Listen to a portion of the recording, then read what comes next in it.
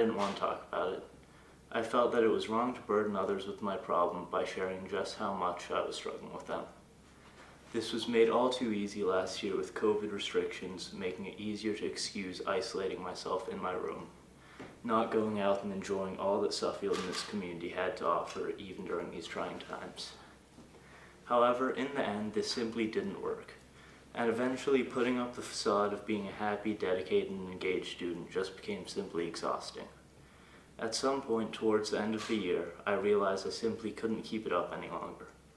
I was simply so tired of pretending to be the happy, engaged student that my friends and faculty had grown accustomed to, only to return to my room at the end of the day feeling entirely spent and completely alone, wishing that someone would notice just how much I was struggling. I wanted someone to notice I was having a hard time despite not sharing how I was really doing with anyone. Eventually, I realized I just couldn't go on living this way, and I forced myself to get over my fear of sharing how I was doing with others. I was afraid of appearing weak and like a burden. To my surprise, people actually did care about how I was doing, and were there to support me and help me through my problems. Through reaching out for help, I realized that I wasn't alone in my struggle, and that the same people I'd been hiding from were some of those who were most steadfastly by my side, helping me to get through each and every day. This slowly helped me start feeling more like my old self again. While I'm still very much a work in progress, and I'm just taking each day as it comes, I try to focus on the positives rather than lingering on the negatives. Working up the courage to reach out for help is without a doubt one of the best decisions I've made. If there's anything at all that you take away from this speech, please let it be the importance of communicating how you're doing with others. Going through hard times, believing you're alone sucks, and no one should ever have to feel that way. So even when asking for help seems like an insurmountable challenge, and it seems easier to just bottle it up and try and deal with it on your own, please just take the leap and reach out for help. No one should have to feel like they're dealing with their struggles alone, particularly at Suffield, where we have one of the closest and most supportive communities anyone could ever ask for. Thank you all for listening. Have a great day.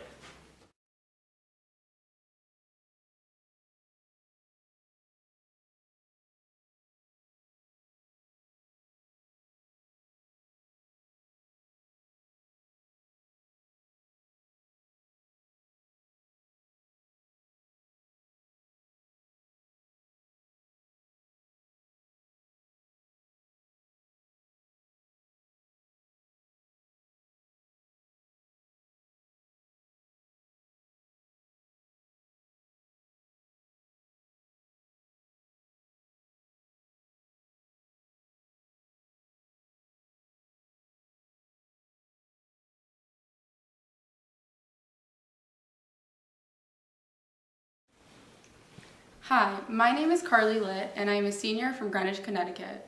As I sat in the back seat of a taxi with my dad last winter and looked out the window as he pointed out various buildings and retail stores from his real estate perspective, we came to a stop in front of Saks Fifth Avenue at the corner of Fifth Ave and East 50th Street.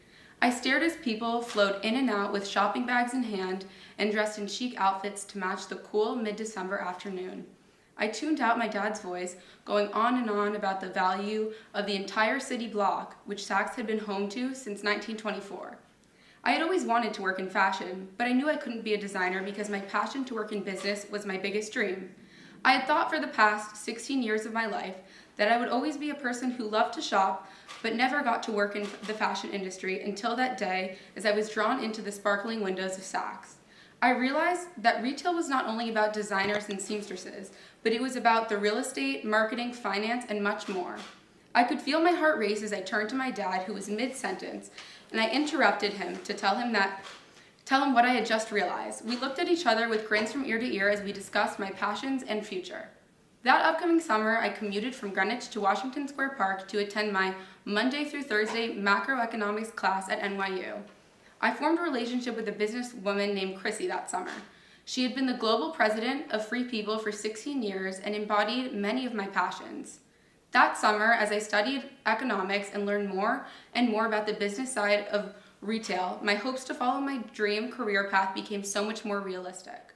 Following that summer, I lost touch with Chrissy as I became fully enwrapped in the pressure of my junior year. In March, when the entire world was flipped upside down, I knew I had to take some initiative in what I would do during the upcoming summer because my previous plans to travel to Spain had been canceled. I decided to enroll in a summer course at NYU in the business of nonprofit management. I had been helping my little sister with the business and marketing side of her not-for-profit tie-dye clothing company, which she had founded in late March, the proceeds going to doctors and nurses at our local hospital. I had always dedicated a portion of my time to volunteer work and wanted to learn more about what went into the charities and organizations that I had been involved with. As I looked forward to the summer and my class, I decided to reach out to Chrissy. We caught up and she informed me that she had left her job at Free People to start her own charity called USA Strong. That summer, I worked as her intern and helped with all different aspects of her startup that raised money for working women in the US. Staying with her for numerous weekends of the summer, I learned so much about what it was like to be a female entrepreneur and businesswoman. My summer came to an end, but my work with USA Strong did not, and I'm continuing to work with Chrissy as much as I can. I'm keeping my mind open to various opportunities that include my passions, charity, fashion, and business. Thank you.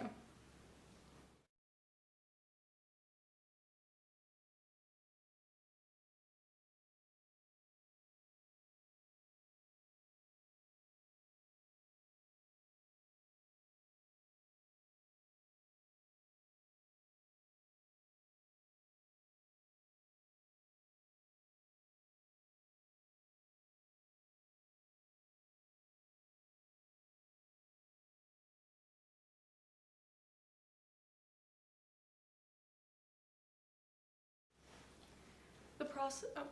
Hi, my name is Sydney Wolf. I'm a 3-year senior from Westchester, New York. The process to create a perfect dumpling involves many tedious steps. I questioned my sanity the first time I handmade, rolled, and cut dozens of wrappers. Haiku, the Asian restaurant 5 miles down the road, serves decadent chicken and pork dumplings with no more effort than picking up the phone and placing an order. As I diced the vegetables and mixed them with the filling, I thought about my dad and my brother playing a round of golf as my mom tended the garden outside, thinking that nobody would notice if I pulled off such a stunt. I continued to rationalize that everyone enjoys these, so why make them myself? I pondered these thoughts as the summer lazily crept over the horizon, signaling that my family would join me soon. When reinforcements finally arrived, we operated like a well-oiled machine to pack the wrappers with the filling, fry the pockets of delicious goodness to a golden brown, and place them in the oven. Nobody could resist the temptation of eating the first few off the pan, but we eventually settled down and trusted our process. To my delight, everyone loved the dumplings, and we devoured several dozen within minutes of sitting down at the table. When we finished, I looked around the table to see my family grinning and patting themselves on the belly, signaling the worthiness of my efforts. Dumpling night now represents something of a tradition in our home, and my family enjoys learning how the whole process works and helping me perfect my recipe along the way. I'd never imagined that cooking, and specifically making dumplings, would provide such valuable and applicable lessons to my life today. Learning to cook entailed developing a comprehensive understanding of both the art and science of food. Cooking taught me the importance of preparation in ensuring my desired outcome, decisiveness to delegate to maximize efficiency, and the confidence to trust my gut when faced with challenges. During the earlier days of the COVID-19 lockdown, we spent our evenings as a family watching documentaries of chefs traveling and cooking around the world. The next day, we would choose recipes and spend hours crafting delicious meals, all while building upon our previous knowledge and learning new techniques along the way. Before long, many of our pots, pans, knives, cutting boards, and baking sheets needed replacement from such constant use.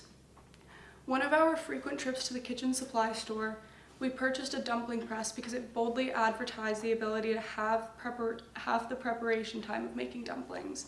Considering the time it takes to craft a perfect dumpling from scratch, any time-saving tool would help, right? I soon learned a valuable lesson trying to expedite the process as the wrappers frequently stuck to the press itself or fell apart cooking, resulting in a mess of raw meat and vegetables. Our failure taught me that speed and ease do not equal quality.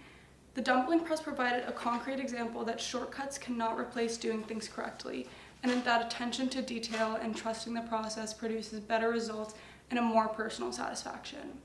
Since my encounter with the dumpling press, I continue to reflect on lessons that I learned during the 6-month lockdown.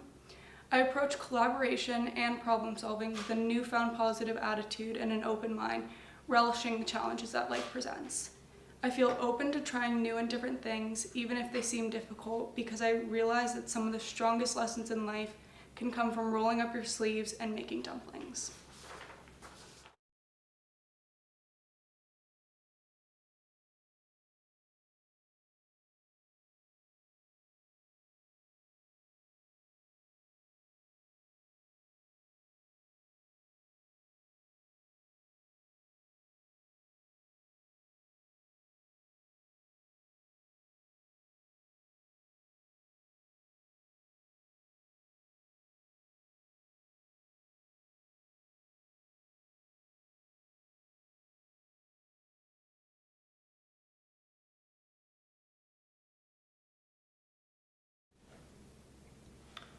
Good afternoon, guys. Today, I want to share a story of my grandmother.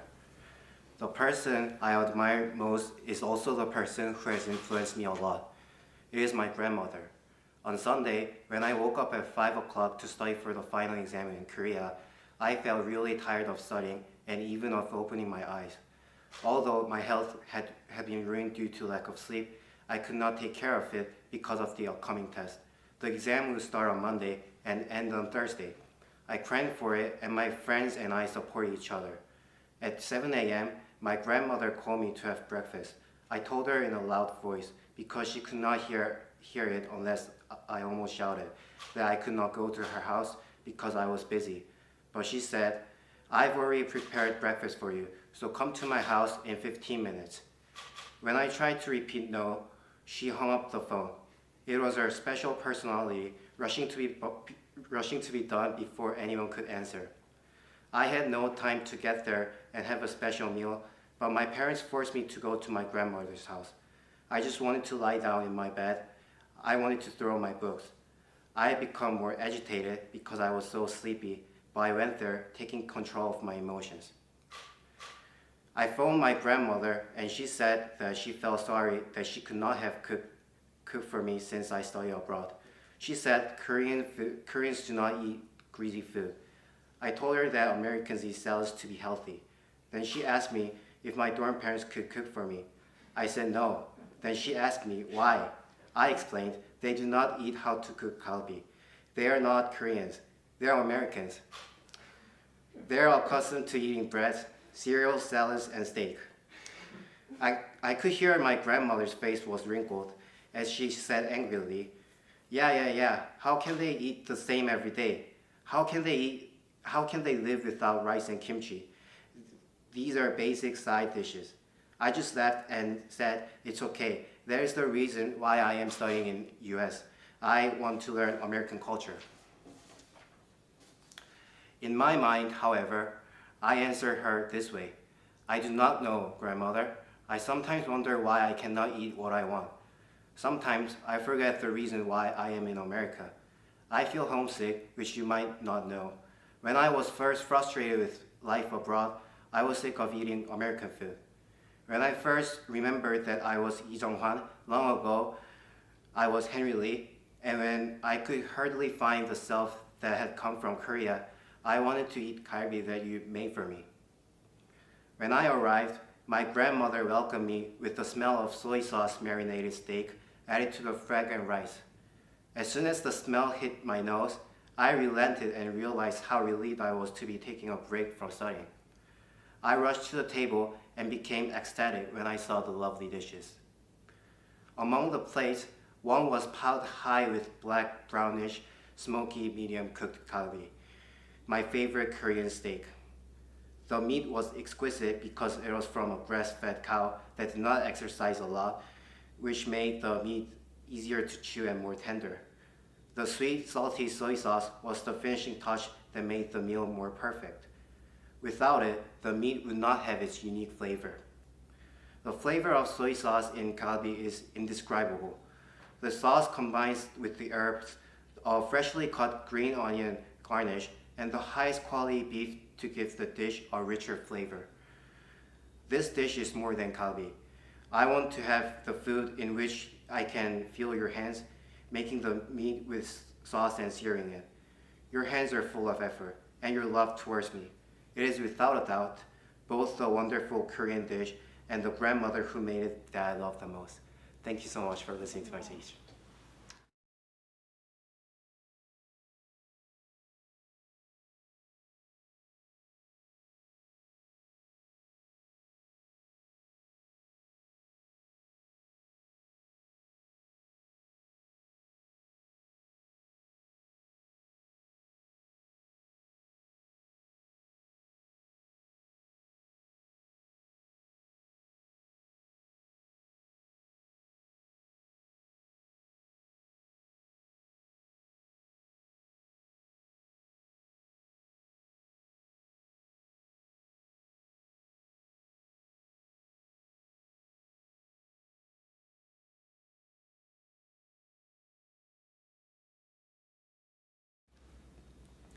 Hi Suffield, my name is Nick Cannonberg and I'm a 4-year senior from Suffield, Connecticut.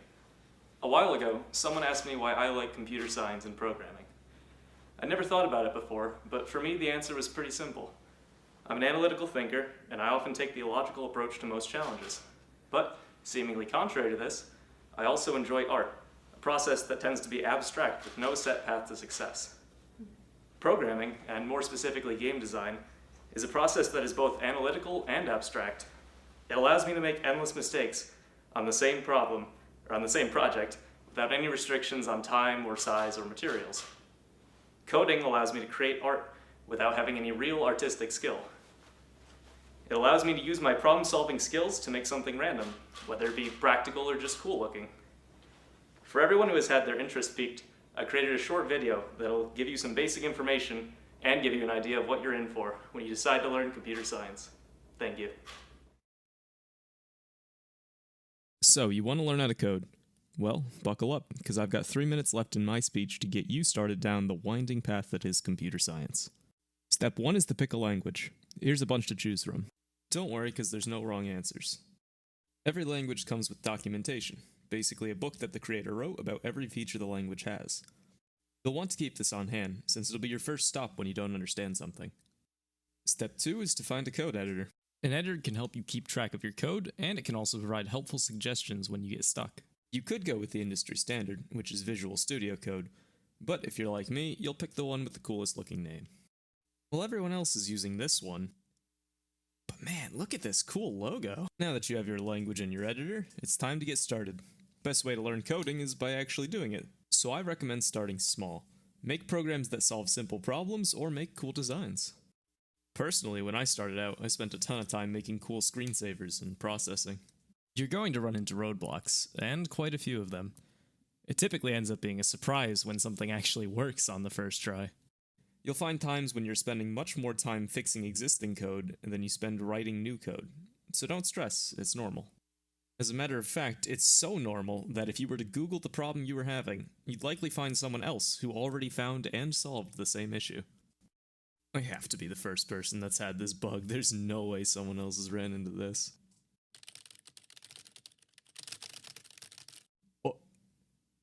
What?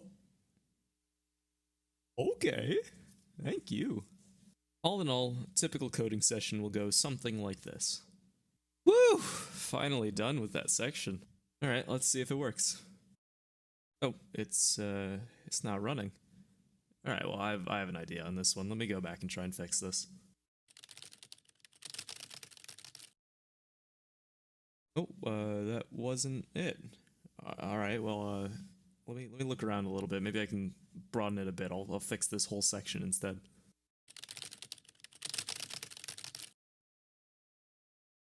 Alright, you know what? Maybe it's a bigger problem. Let me all the way out of there and fix the entire program as a whole. Just rewrite this whole section, and that will definitely make it work. Alright, you know what? The makers of Java had no idea what they were doing. This should absolutely be running. I'm just gonna rewrite Java as a whole.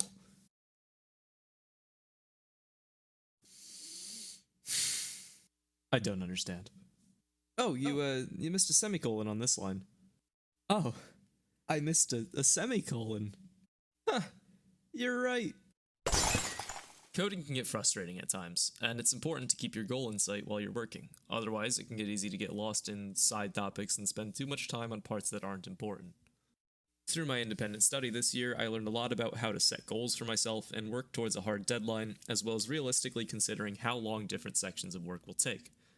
I have Mr. Healy to thank for teaching me these skills, so if I piqued your interest with this presentation, be sure to check out Mr. Healy's Intro to Computer Science.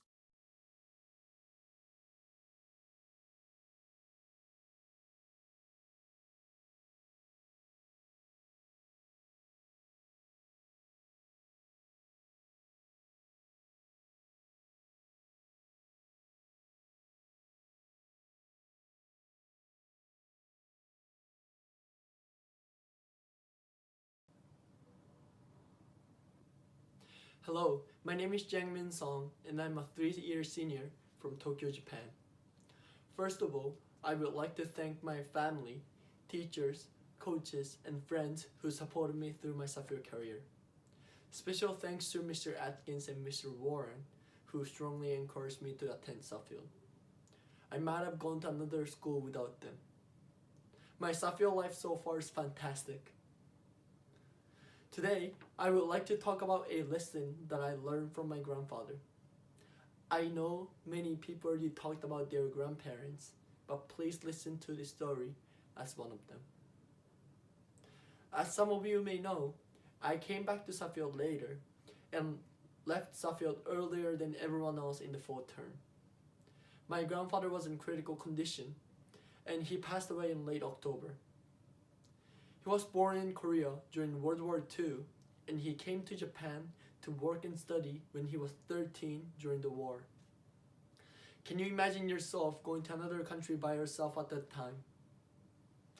I came to the US when I was 14, but I had a warm place where I could sleep, technologies that I could use to contact my family, and meals that I could have every day. On the other hand, my grandfather had none of those, and his life was not guaranteed. He experienced the bombing of Tokyo, which was the counterattack in response to Pearl Harbor by the American Army. He experienced so many things that I never experienced, and things that I'm not even sure I ever will experience in the future. In retrospect, my concerns in the US feel like nothing compared to his life. After the war was over, he decided to stay and live in Japan. He succeeded with his business of selling clothing and fountain pens, and he was able to do other business that my dad and his sibling continued, giving me the opportunity to be here today. My grandfather taught me the importance of studying since I was a kid.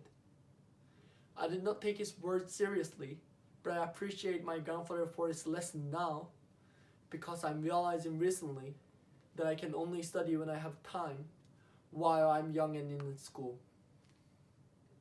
I'm feeling that I will not have time to learn once I finish school and start working. I'm graduating from Suffield and going to college soon, which I'm really excited about. Without my family, I probably would have stuck in Japan playing around instead of coming here. They gave me an opportunity to be more confident, grow as a person, and meet people from all over the world. I'm thankful for them. Thank you.